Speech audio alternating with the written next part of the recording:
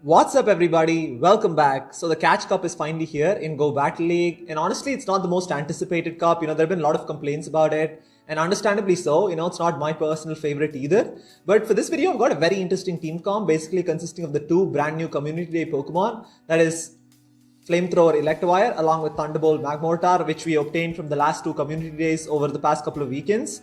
And I'm going to be running it alongside Whimsicott as well. And this was a steep investment in basically investing 75,000 dust in unlocking the second moves for both Magmortar and Electivire. But I decided that if I'm going to invest in Pokemon for this Catch Cup, I might as well invest in newer Pokemon, which I'd probably use in Open Great League in the future, rather than investing in the same Pokemon that I already have. And also, I managed to get hold of a Cottony over the past couple of weeks. And unfortunately, this is the only Cottony I caught.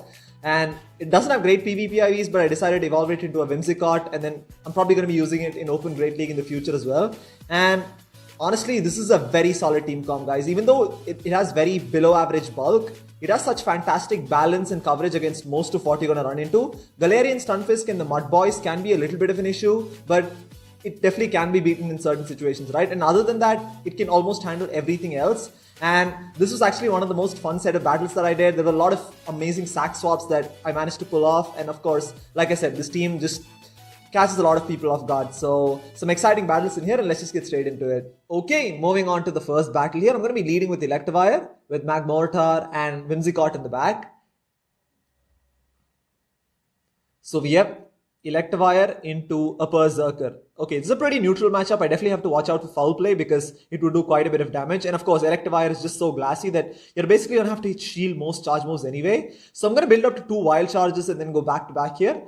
So yeah, just going to build up to 2 of these and then just go back to back. Again, Berserker is pretty glassy. So even one wild charge should pretty much one-shot it if it goes unshielded. It does get the shield there, and I'm going to go for another one here. And let's see if they want to give up their second shield. They probably want to shield this up as well because they have so much loaded energy right now. I'm hoping they throw the charge move. Unfortunately, they don't. So I'm going to switch into my Magmortar so that they don't farm us down. And I'm definitely going to have to shield this because, again, Magmortar is pretty glassy as well. And I'm going to try and Fire Spin farm this thing down. But they actually make a switch into their Wigglytuff, which is pretty good for us, right? Because we're resisting the charm damage because of the fire typing. And I'm going to go for the Fire Punch here. Obviously, got to hit for neutral. And I'm going to try and get off another Fire Punch to get rid of this Wigglytuff. And even though Charm is resisted, as you can see, it's still doing so much damage, obviously, because Magmortar is just so glassy. And they're probably going to come back in with Berserker and throw a foul play right now, which is obviously going to take out my Magmortar. And what I'm going to do right now is obviously I'm going to wait out the switch clock and then probably come in with my Whimsicott because my Electivire basically has no health. And I'm going to have to use it as a sack swap later. So I'm going to come in with Whimsicott and charm this Berserker down.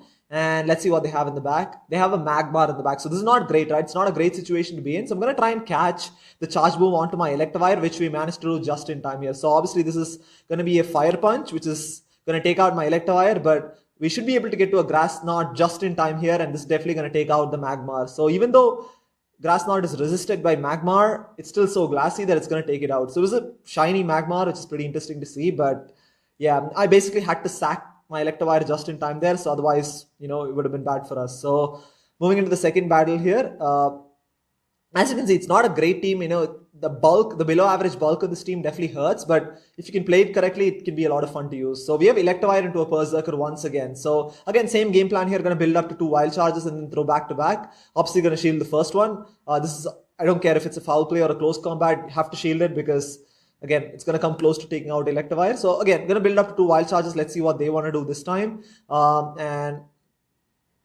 obviously the fact that Electivire has a pretty high attack stat on top of the fact that Wild Charge has stab as well, just does so much damage across the board, right? Even in cases where it's resisted, it still do so much damage. So in this, yeah, they actually they're trying to farm us down once again. So I'm going to actually switch into my Magmortar once again here to make sure that they don't farm us. Actually, it was slightly slow to switch.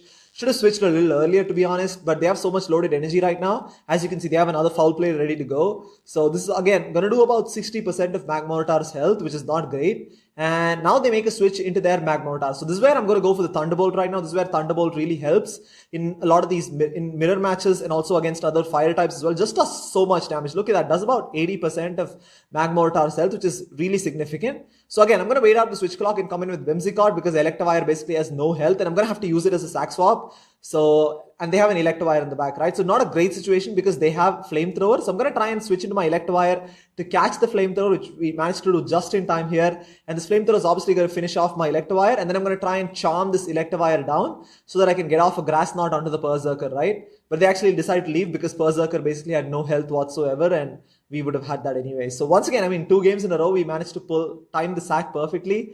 If not, I mean, it would have been really difficult to win, right? But again, one of those situations where I think Thunderbolt and Magmortar is really handy in a lot of these situations where you're going up against other fire types, and came in really handy there as well. So we have Electivire into a Hypno, not a great matchup. I mean, we don't really have anything in this team comp that checks Hypno because all 3 of these Pokemon would take quite a bit of damage from those confusions. So I'm definitely going to shield this. It is just a Thunder Punch, which would have been resisted. But again, as you can see, we're just taking so much damage from those confusions. So I'm going to go for the Wild Charge here. And then it does get the shield there. So I'm going to immediately switch into my Magmortar. And then, let's see, this is probably going to be a Thunder Punch, which I'm going to let it go through because we can definitely survive it.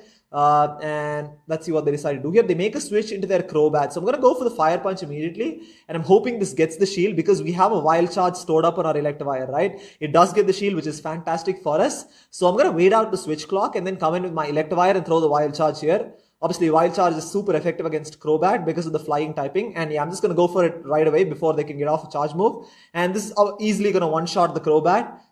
As it does there, and let's see what they have in the back. They have a Whimsicott in the back. Unfortunately, my switch timer is not back. I was trying to switch out, but we're not able to. My Electivire goes down. So I'm going to come in with my Whimsicott, and I'm going to try and charm this Whimsicott down as well. And if they throw a charge move, I'm definitely going to have to shield this. And I'm hoping that, you know, I can completely charm it down and hopefully land a Moonblast onto the Hypno. And I'm going to try and completely farm it down, but they make a switch into their Hypno. I just panicked and threw the Grass Knot, right? Because I didn't think I would get to a Moonblast. Probably should have went for the Moonblast, to be honest, because I knew Grass Knot wouldn't have been enough. Moonblast probably would have KO'd from that range, but Confusion just does so much damage that we might not have even gotten to it, right? So yeah, just one of those matchups where Hypno can be very difficult to handle. Like I said, you don't really have anything to check it, but again, for the most part, this team basically works. So moving into the 4th battle, we are 2-1 in this set. So we have Electivire into a Snorlax. Again, a pretty neutral matchup. Not a great matchup, obviously, because Snorlax is just so bulky, but Electivire is just so glassy. And I'm going to have to shield everything here. It's just obviously going to be a body slam, but it would still do quite a bit of damage. And I'm obviously going to build up to 2 Wild Charges, and I'm going to throw the first one and then immediately switch out. So that's my plan here. So I'm going to throw the Wild Charge right now. Let's see if this gets the shield. And they actually let that go through. Does about 60% of Snorlax's health. I make a switch to their my Magmortar. They come in their Chandelure, right? So this is a pretty interesting matchup. I'm going to go for the Fire Punch to hopefully get a shield out of them. They do shield that again. Chandelure is very glassy in the Great League because it's well below its full stat potential. And I'm going to let this go through. I'm hoping this is just a fire type move which we can survive. It is a flame charge, which is really good. And I'm able to get to another fire punch here. Now this is going to come close to taking out the Chandelure if it goes unshielded. And almost takes it out, which is great. But unfortunately we go down first. So I'm going to come in with my Electivire and Thunder Shock this thing down.